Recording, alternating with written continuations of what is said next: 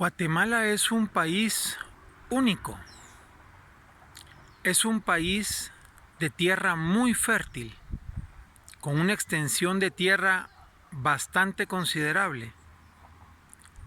¿Y por qué es un país lleno de gente pobre? Guatemala está estratégicamente situada al sur de uno de los mercados más grandes del mundo, el TLC, entre Canadá, Estados Unidos y México. Guatemala es el vecino inmediato de México. Además, tenemos puertos tanto en el Océano Pacífico como en el Océano Atlántico. Somos vecinos de Belice, Honduras, Guatemala y México. Estamos rodeados de comercio. ¿Por qué Guatemala es un país de gente que trabaja tanto? Muchos desde las 4 de la mañana hasta las 6, 7 de la tarde o hasta las 8 de la noche en algunos casos. ¿Y por qué tanta gente que trabaja tanto es tan pobre? La respuesta no es fácil, pero es entendible. Uno de los factores que nos afecta a las personas guatemaltecas es nuestra cultura.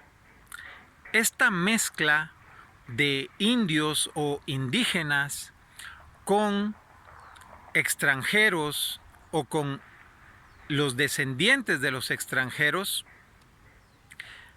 ha creado una sociedad dura, una sociedad en donde la comunicación entre los pueblos es dura. Pero esto no lo formó la conquista española. La comunicación entre pueblos guatemaltecos ha sido muy difícil desde hace cientos de años, desde cientos de años antes de la venida de los españoles. ¿Cómo podemos saber esto? Lo podemos saber porque si nosotros visitamos el lago de Atitlán en el departamento de Sololá y rodeamos caminando o en vehículo ese lago, vamos a encontrar que existen 12 pueblos que tienen 12 idiomas diferentes. En un lugar tan pequeño hay 12 pueblos con 12 idiomas en donde no se pueden comunicar los unos con los otros a menos que uno de los dos sepa la castilla, como le llaman, o la lengua española. Porque entre ellos tienen como mal visto que el de un pueblo indígena aprenda el dialecto del otro pueblo indígena, aun siendo vecinos del mismo lago. Y no estamos hablando de un lago gigantesco como los que hay en los Estados Unidos. Es un lago pequeño, relativamente. En un lugar tan pequeño existen 12 idiomas y 12 pueblos que desde hace cientos de años no se comunican bien, tienen costumbres diferentes, tienen rivalidades, adoran deidades diferentes, tienen formas de vestir diferentes y cada quien presume de tener una educación diferente al otro. Y eso solo es por mencionar un pequeño lugar de Guatemala. Así que, como se podrán imaginar, los españoles vinieron a encontrar un lugar bastante conflictivo y la presencia de ellos con un nuevo poder político, militar y con muchos intereses comerciales y políticos también, vino a complicar todo aún más. Ahora, Guatemala es un lugar en donde mucha gente, indiferentemente de su raza y de su educación, ha llegado a desarrollar bastante riqueza. Existen familias, por ejemplo, en el departamento del Quiché, que son dueños de muchas tiendas, son como pequeños supermercaditos, abarroterías en la ciudad de Guatemala. Esto ya se ha llegado a convertir en un pequeño imperio, por decirlo así. Son cientos de tiendas que le pertenecen a la misma familia. Ellos tienen su forma cultural de trabajar, a sus empleados pues prácticamente les dan 500 quetzales al mes o hasta menos, los dejan dormir adentro de la tienda y les dan comida.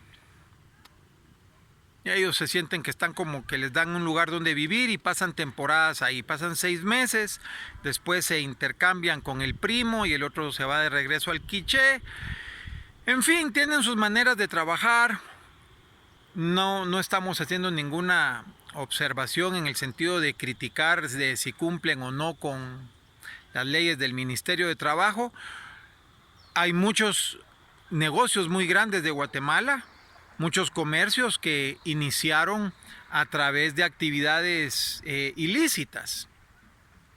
Hace más o menos 100 años había un señor allá en la frontera entre Honduras y Guatemala que contrabandeaba desde Honduras tabaco y licor.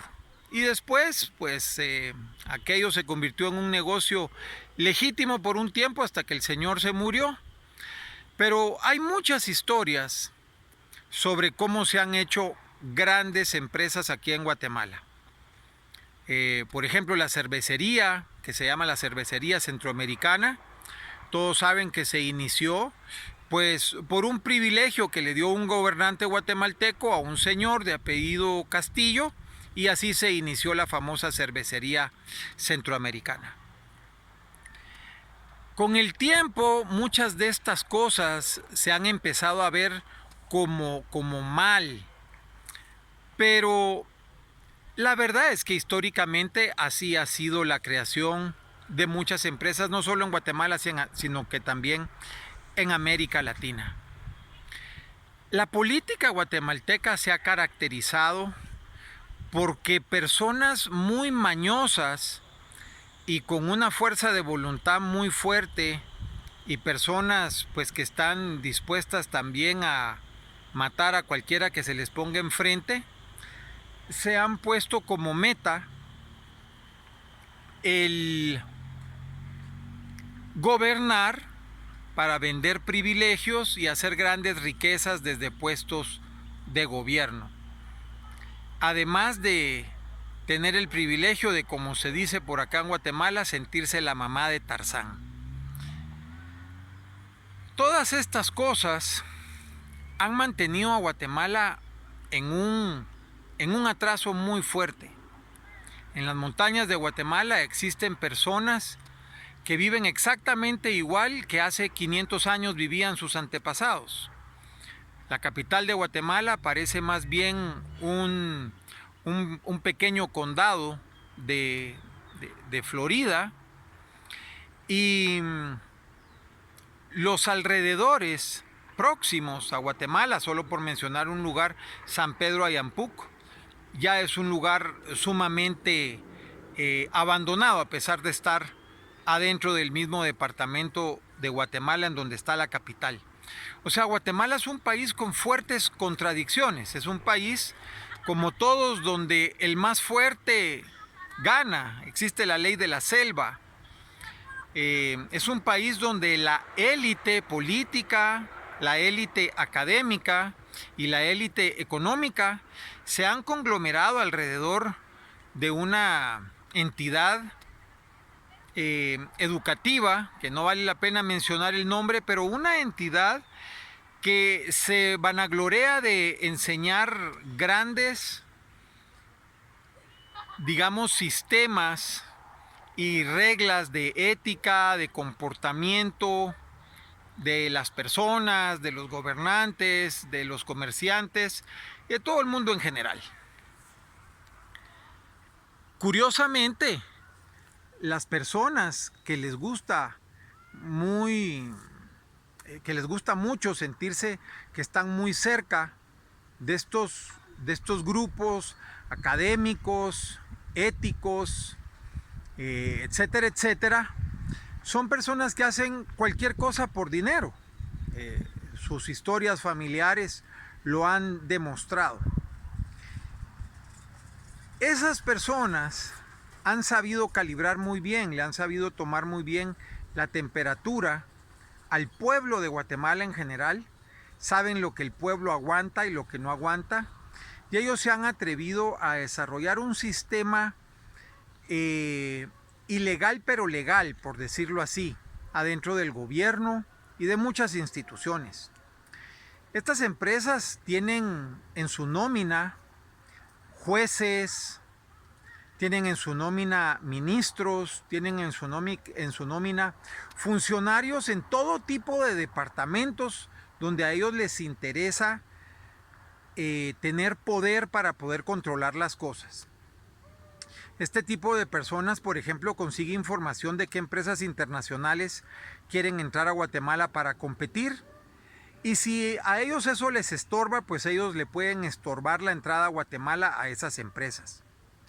Ese tipo de personas también consiguen información inmediata de todo lo que entra a las aduanas, a migración, de cualquier cosa que se vaya a quedar ahí porque alguien no pagó los impuestos, de cualquier artefacto que haya entrado y que ahora se vaya a subastar, etcétera, etcétera.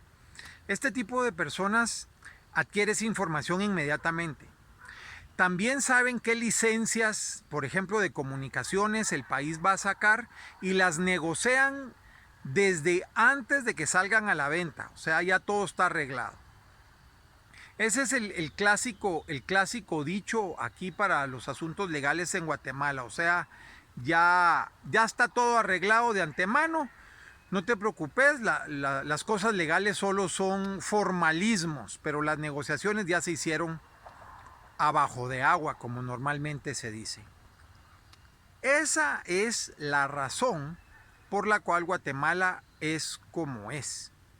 Es porque hay personas que hacen uso del supuesto Estado de Derecho existente, pero lo hacen a su manera, con el fin de siempre salir ellos beneficiados, con el fin de conseguir que las personas normales, el resto de la ciudadanía, sigan soñando con algún día sobresalir, pero eso solo se puede dar si estas personas, por alguna razón, pierden el control de todas estas instituciones y de todas estas personas que se supone que son públicas, pero que ellos las manejan como que si fueran su propiedad privada.